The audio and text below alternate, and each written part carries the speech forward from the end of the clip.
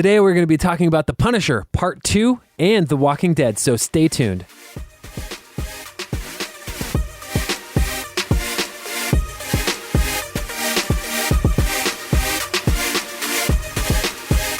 Welcome to The Real Review, sponsored by Parametric and Lazy Ape Studios, where you get some of the latest happenings, real thoughts, and perspectives in the world of film and television.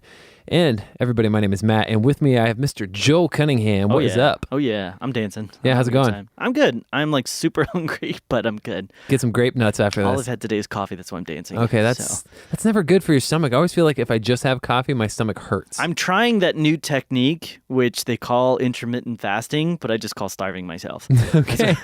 Okay. Right now, so Starving yourself. yeah. I gotcha. But it's good. It's working. I had somebody yesterday tell me I had a nice jawline. Hey. So I guess that means it's working because I don't have like a double chin or something. Okay. Hey, cool. Whatever works, man. Yeah. So, yeah, but I like the grape nut tie, and that was good too. Yeah. Hey, I got to do what I got to do. Yeah. But yeah. So real quick, I'll actually bring this up a couple of ways, because what we do on this episode here, Tube Talks, is we talk about what's been going on in recent television episodes. We recap some stuff. Last week we started our Punisher recap. We did a part 1 because we both hadn't finished it. This one we're going to be doing a part 2, and then we're going to be talking about The Walking Dead that aired 2 days ago. So. Yes. Not too much right now. Yeah, not too much going on. We're getting into that winter season where they're going to be taking some breaks, so we might be finding some new stuff to watch soon. There's a lot of Netflix stuff that just popped up, new shows on Netflix that I'm definitely wanting to check out. Yeah. Oh, we can talk about Mr. Robot. Yeah, I'm going to actually check out The Runaways real soon, too. Okay. Just kind of check out and see what that's well, about. if we want to talk about even in this podcast, we can talk about Mr. Robot. Hey. We haven't had a chance to you can kind of talk about catch that us up a little bit. Yeah.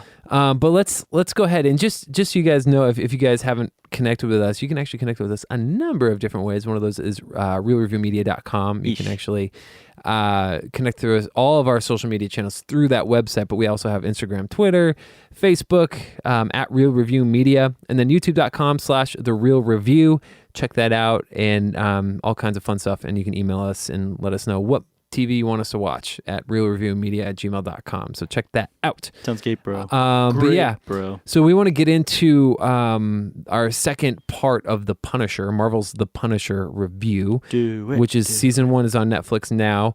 And Joel, I am still like 2 episodes away from being done, but you finished this beast. I did finish it. I tried really hard to get it done because I wanted to see it, but it's crazy right now, holiday seasons and stuff. But I will say, great overall. Really? Yeah. Awesome. Ending. There's a kind of a, I don't know. It's funny. It almost felt like the season should have ended 1 episode earlier. Okay. And I was really surprised that they, in a way, took things as far as they did by the end of the really? season. Cool. It tied up a lot of loose ends. And there's some like kind of minor, like 1 or 2 things that they could kind of move forward with. Okay. But I was surprised by how much they closed off and finalized by the end of the season 1, and almost came across as like, well, we don't know if we're going to make another season, so let's just get as much of this story taken care of as we need to. Cool. So I applaud that. That's awesome. It doesn't feel like they're holding anything back. Okay. But I mean, we ended with kind of this. I'm not sure where we sort of ended with the story in regard to how far we had. We didn't really talk about a lot of the story last time. We're just kind of like our general impressions the first half. So yeah. Consistently, I'm enjoying, I think at this point, the violence. Yeah. very, very much. Well, when they do it, it's well done. Yeah. And there's a good reason for it. But I am enjoying, I feel like the way that the web is weaving, this kind of complex narrative of like, betrayal and people figuring things out. Yeah. It doesn't feel manipulated, and it doesn't feel like when in a lot of shows they do this, it's kind of like people have to be really stupid not to figure something out, right? Or there just has to be extreme luck. Yeah. Like, oh, they were lucky to walk away right at that moment, or lucky to, hit that button right at that moment that somebody didn't notice or did notice. And this show doesn't feel that way. It feels very purposeful in every direction that it takes. And they presented a couple story arcs, one in particular with like the bomber man. Lewis. Yeah, Lewis. Where, I mean, the beginning of the season, you're kind of like, you're seeing his story become more and more important. I think the actor who plays him is doing a fantastic job. He's amazing. He's doing so good at portraying that. Did you get to kind of where his story kind of goes? Like, have you gotten I'm not all the way to the end of that yet. Okay. Yeah. The way his story plays out is so horribly fulfilling. Yeah. You know what I mean? It's a horrible story. Right. What he's going through and what he's doing, but the story plays out so fittingly and well into the Punisher story. Yeah. You know, in other series, it might not have made as much sense for why that was. But it's so nicely, simply tied in. Yeah. You know, and it made sense for why it was there. And I really liked the way, because it showed another side of the Punisher. Yeah. It showed that there is that kind of gray line that he's that line in the sense, actually not a gray line, but that line that he's crossed, where he's willing to go into very dark territory, you know, murdering people flat out, sometimes very gruesomely. The ends justify the means, sort of a thing. And it's another side of that. It's another shade of that. Yeah, for sure. And he's being called on deck and said, like, you're the Punisher. You're doing the same kind of crud, and then having him find out or figure out or explain his reasons for why that's not the case. Right. It gives you insight into him as a character, you know, for and sure. then to see the two of them kind of battle it Clash out, a duke it little out. bit. Yeah. It was very interesting. It was just really cool. That's cool. And Okay. it never felt manipulated. It never felt artificial. The only character I've had a really hard time with this season, and it's just because they're so like pretentious and almost stuck up their butt. Is it Madani? Yeah, Madani. Yeah. She's just way too intense for me as far as like, do what I say when I say it, how I say it. And I get that that's like that's her character, but it feels almost artificial at times. Does that change after someone like meets their fate, you know, in the middle? Does that change later on? Does it soften her a little bit? Yes and no. Okay. Okay. I would say that's no. okay. You know. Yeah, I would say no. Okay. But some stuff happens at the very end that Okay. you kind of thought did. I think I would have been more okay with it if I had had maybe a better perspective as to why she's so rough and rude and kind of mean to people. Yeah. Like, I mean, she really disrespects and doesn't care about pretty much anything a lot of the time. And as much as I kind of like, oh yeah, again, the ends justify the means, it's kind of her character as well at times. It just felt a little like overly over the top. Yeah. Okay. You know? I got you. She operates within a red tape type world, and she only, I think, one or two times really felt the repercussions of kind of her headstrongness in a sense. And this isn't an attack against her. I mean, the role... I feel the same way. Yeah. So it's okay. So that was fine. I really thought... like you said, Lewis, the character, he was amazing in the season and the show. I believe that the guy was like some severe PTSD and whatever else was happening. One of the other characters that was a little flat, that again, you didn't really get his backstory enough of, was Billy. You got a little bit, but you never really understood why he did the things that he did. Right. But they do a good job at the end, where I'm saying like they were kind of pulling in a lot of this story, of fleshing that out a bit. Right. And so you get enough of that, I think, with the final little bit of the show that you haven't seen yet, that you kind of like, okay, well, that resonates a bit, like, for why he's willing to go to these extremes and do this stuff. And man, that's I will say there's like a final showdown. Yeah. You know, that's a tough section. There's like a really rough moment kind of that happens in there. Yeah. That's awesome. And it's probably one of the more moments of the show. There's like 3 or 4 of them, but the last 2 episodes, there's a couple scenes, but that one in particular. Okay. So overall, that's fine. I feel like Karen Page's character is a little bit like odd in this. She just kind of hops in when every now and then. Yeah, it's like, well, we need to have like a newspaper thing happening, and it just kind of like that's a bit circumstantial, especially with Lewis, that he just you know, he writes her in particular and pulls her into the story. But did you get to the one that's like the I forget what you call it, like the box episode or whatever, where they're kind of, it all takes place in the hotel? Nope. You didn't get to that one? Not there yet. That is like one of my favorite episodes this year. I think it's the next one. Okay, that one, they're consistently doing things that episode. That is, because Lewis, you haven't seen the end of Lewis's story. That kind of ends Lewis's story. But that episode was, even though it takes place all in like pretty much one spot, it consistently, because it like starts at the end and then it goes back, but it kind of jumps around. And it's like, you're like, whoa, that's just, wow, I didn't see that coming. Oh my goodness. It's like you're constantly getting the rug pulled out from you almost in that episode. I really liked it. I really, really enjoyed it. That's awesome. And then the second to last episode was kind of cool. And then I'm trying to think what else. David, Lieberman Micro, he was all right. Yeah. I think overall he kind of flattened out by the end of the season. Like he kind of reached a peak around maybe episode 6 or 7. Sure. And then his character just kind of doesn't really move forward as much anymore.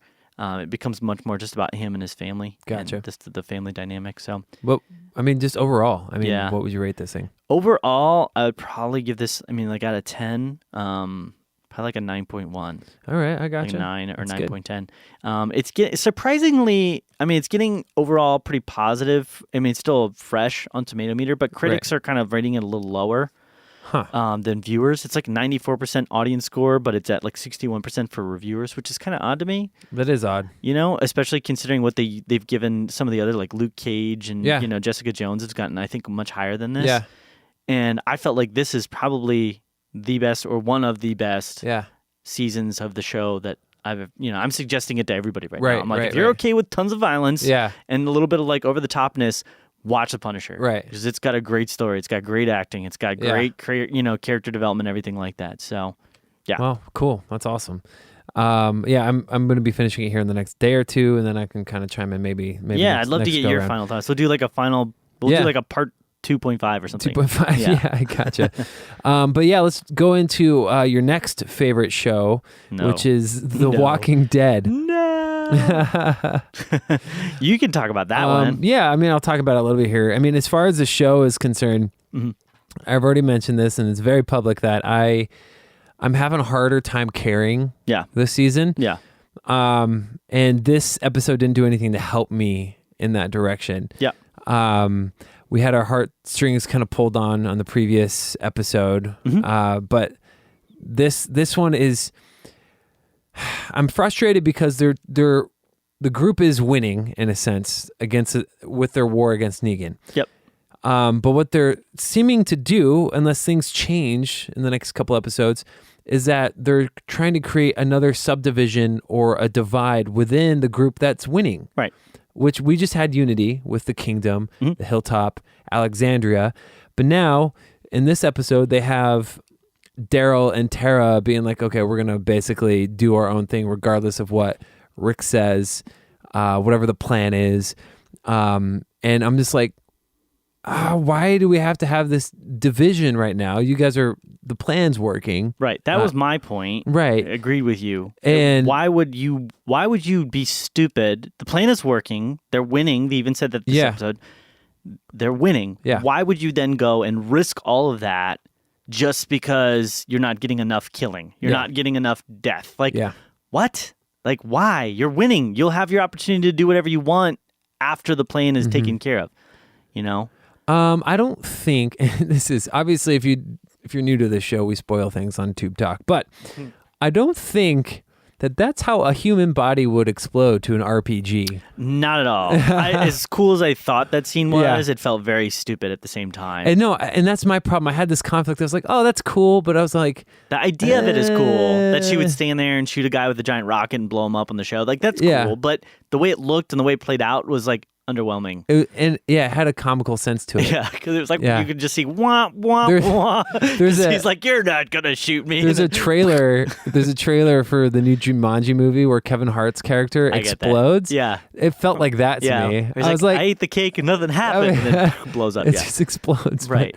I don't know. I get that. I really felt with this episode. I 100% agree with what you're saying about that subgroup. It doesn't make sense beyond just we need narratively something dramatic to happen between the savior or the survivors, or between Rick's people. But the other thing that really ticked me off is it really felt like this episode was just about, well, we've had a couple characters that haven't shown up in a really long time, haven't done anything, so we need to have, Michonne do something, and we need to have, Coral do something, and we need to... So it was like, let's just get to the people that we haven't really had an opportunity to focus the story on so much. Kind of. And it was like, there was a little bit of important stuff that kind of happened. The garbage pail kids come back into the fold. Yeah, but the whole side story of Michonne and what's her name, the Mexican girl, Hispanic girl, Rosita. The whole side story of them going to fight the two saviors that are setting up the thing, it was pointless because nothing they did in that entire scene made any difference. They still, Daryl would have come with the semi truck and knocked it out. I mean, they still would have lost that. It didn't make any difference. The only thing it did is it moved them into the location of getting right by the base. Right. So it was like, this whole thing is pointless. None of this made any difference. You're literally just giving me a scene where you want to have Michonne and Rosita do something because they need to. Yeah. And then the whole thing with Coral, the whole again, now suddenly walkers can have the power to potentially kill us, even though they've defended themselves against herds of walkers before. Now suddenly they just have this struggle. because we need to have Coral have this issue with this struggle. Yeah, so it's just like, and I'm still not getting the whole hilltop thing. I mean, with Maggie. Yeah, and like, was it really that hard to figure out? Like, hey, well, let's set up like a pen and put the prisoners in there. Like, that's really that difficult to figure out. And the whole conflict of like Maggie, like, I'm in charge, you got to do what I say. Like, I've never thought Maggie's a great leader. And to be honest, and this, if anything, these last events have shown me that she's probably not the best. I mean, honestly, if you don't know what to do, get a group of people together and ask them, like, what should we do here? And then delegate that. Democracy. Right. You have to do something with them. You can't just like go like, well, I'm just going to leave them here and kind of, and then she'd get mad at Jesus for like giving him food and giving him water. It's like, well, what is he supposed to do? Like, you're not making a decision. So I'm not connecting with, Rick was important to me as a leader because it's kind of like you're in a different, you have to imagine you're in a world where societal norms are gone. There's no like, right of, justification with words or anything like that. It's might makes right for the most part. And that's what this battle's been about. That who can, you might have the right idea, but if you don't have the amount of power to substantiate that, and you hope that the good side will win, obviously. But Rick was important to me as a leader because he's shown that he not only has the ability to effectively delegate and lead with people, and he's gone through a lot of crud, but he also has that power, that effectiveness to back up his words with actions. Whereas so far Maggie's been like very kind of hit or miss. Like kind of, she has these moments of like rage and like anger and aggression towards people because she's like upset that they're not doing what she wants. But she doesn't make effective decisions as of yet. So I don't know. No, I gotcha. Overall, this whole episode just felt very like blah. Yeah, I'm feeling kind of 7-ish on it. I'm probably going lower, probably like 6.5. Okay, I mean, gotcha. It's getting slowly lower and lower, and I feel like they're running out of steam on this story. It kind of seems that way. I know we know that Lenny James, who plays Morgan, they just announced that he is leaving The Walking Dead to be a regular on Fear the Walking Dead. Dun, dun, dun. So that to me, because I think the timelines are a little bit different. Yeah, it's a weird crossover. So I think it's probably between seasons 1 and 3 is what I'm thinking before he shows up in Clear. Right. Or maybe it's it could be between 3 and I don't know. It could be one of those things. But out of all the characters, I think he'd make the most interesting to kind of find out. Sure. Because he obviously had a huge transition. Gap, he had a big gap. So it'll be interesting to kind of find out what happened in that. But even that, it's just like, come on, guys. I feel like you're playing this out as much as you can to keep making money. Gotcha. Well, anything else you want to add to that? No? Okay. Well, again, that's going to kind of wrap up our review segment. Let us know what you guys thought about it. Do you like The Walking Dead? Are you still liking it? What's kind of going on with that? Give us your thoughts. Email us, realreviewmedia@gmail.com. Again, Instagram, Twitter, Facebook, @realreviewmedia or /realreviewmedia. And find us on our website and all that fun stuff and connect. But anything else, Joel? We'll get to Mr. Robot, I guess, next. Yeah, we can do that. Well, how many episodes are left? I think just 2. Just 2. Yeah. Maybe we should just do a grand season recap. You already closed this out though. It's okay. No, not right now. I'm just saying grand season recap. Like the next I got you. I thought you were saying right now. No, not right now. Not right now. I was like, I'm not prepared. No, it's all good. We'll do that. We'll do that because I'm actually curious to see how this one played out. Gotcha. Anyways, anything else other than that? No, that's it. Cool, man. Well, it's been real. It's been real.